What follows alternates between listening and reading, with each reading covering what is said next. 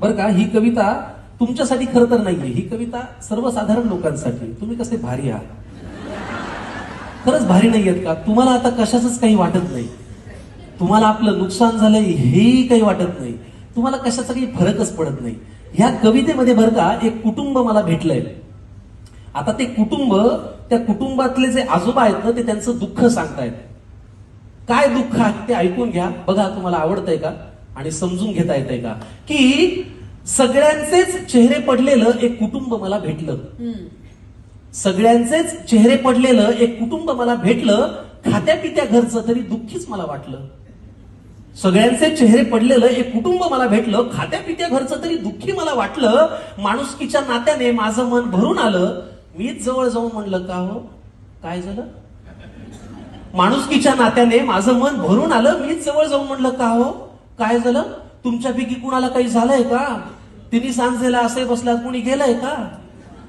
कुटुंब प्रमुख आजोबा उठले सोडत मोठा उसासा, डोळे तांबडे लाल, बहुतेक रडले होते डसाडसा. तर ऐक तुला सांगतो म्हणाले असं झालंय, तर ऐक तुला सांगतो म्हणाले असं झालंय, आम्हा सगळ्या कुटुंबियांचं एक एक मत वाया गेलंय. तर ऐक तुला सांगतो म्हणाले असं झालंय, आम्हा सगळ्या कुटुंबियांचं एक एक मत वाया गेलंय. आता हा माझा नातू बघ नुसता जीवाला घोर आहे. नातवापासून सुरुवात केली ओळख करून द्यायला. आता हा माझा नातू बघ नुसता जीवाला घोर आहे, सभेला जायचं, घोषणा द्यायच्या याला फारच जोर आहे. बरं एवढं करून मतही दिलं तरी याचं भागलं नाही, पण याच्या नेत्याचं इंजिन आजवर सत्तेच्या स्टेशनात लागलं नाही. वा, मग ती सभा, ती गर्दी, तो आवाज, त्या घोषणा, त्याचं पुढे काय झालं. मग ती सभा, ती गर्दी, तो आवाज, त्या घोषणा, त्याचं पुढे काय झालं. आणि असं करत याचं मत 3-4 वेळा वाया गेलं. वा, आता या माझ्या दुसऱ्या नातवाची आणि त्याच्या नेत्याची सेम टू सेम लाईफ आहे.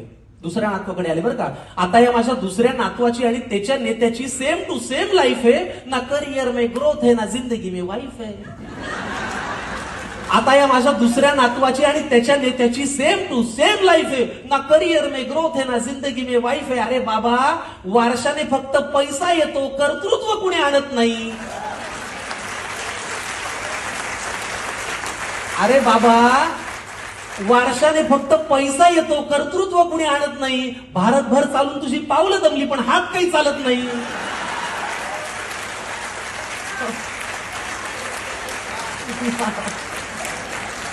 मग ते धोतर, ती काठी, तो चष्मा, ते आडनाव, त्याचं पुढे काय झालं. वा, वा, वा.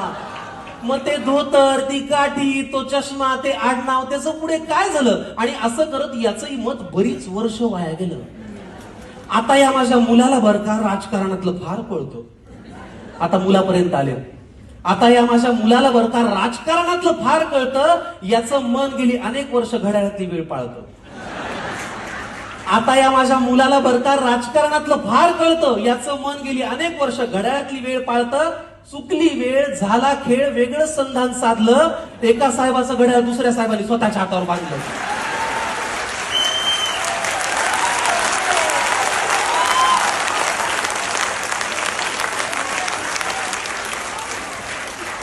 चुकली वेळ, झाला खेळ, वेगळं संधान साधलं. एका साहेबाचं घड्याळ दुसऱ्या साहेबांनी स्वतःच्या हातावर बांधलं. मग नवा साहेब घड्याळ तेच पुन्हा वेळ पाळू का.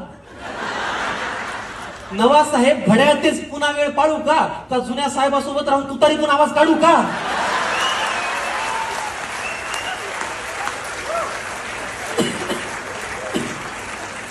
मग ते वय, तो अनुभव, ती निष्ठा, तो परिवार, त्याचं पुढे काय झालं. असं करत या माझ्या मुलाचं मत मात्र वाया गेलं. आता ही माझी सून अस्मिता तशी धाडसीच म्हणायची. काय नाव काय. अस्मिता, सुनेपर्यंत आले आता. हा. आता ही माझी सून अस्मिता अस्मिता तशी धाडसीच म्हणायची. जरा कोणी नडलं ना की घरातला बाण काढायची. आता ही माझी सून अस्मिता तशी धाडसी म्हणायची. जरा कोणी नडलं की घरातला बाण काढायची. मी तिला कितीदा म्हणलं, सूनबाई बाण जपून वापरायचा असतो ग, एकदा हातातून सुटला की परत येत नसतो ग. मी तिला कितीदा म्हणलं, सूनबाई बाण जपून वापरायचा असतो ग, एकदा हातातून सुटला की परत येत नसतो ग. मग जी मनातही नव्हती ती भीती खरी झाली. अहो, जिथे शब्दांनी आग लागायची तिथे हातात मशाल आली. वा, वा. मग तो बाण, तो बाणा, ते कडवट, ते सैनिक यांच्यात असं काय झालं? पण असं करत या माझ्या सुनेचं मत मात्र वाया गेलं. वा. आता ही माझी बायको बर का, ही घडवेल तेच घरात घडतं. बायको परत आले का? आता ही माझी बायको बर का, ही घडवेल तेच घरात घडतं. नाव हिचं लक्ष्मी, हिला कमळ फार आवडतं.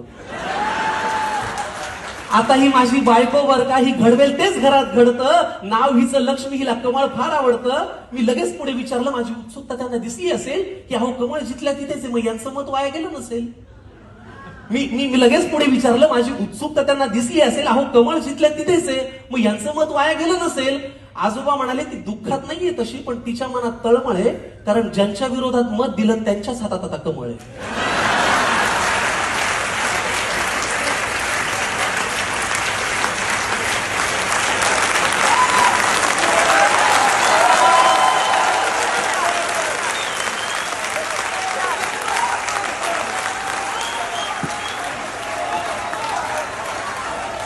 अहो मग ते विरोधक, हे सत्ताधारी, हे प्रामाणिक, ते बाजारी, यांच्यात असं काय झालं?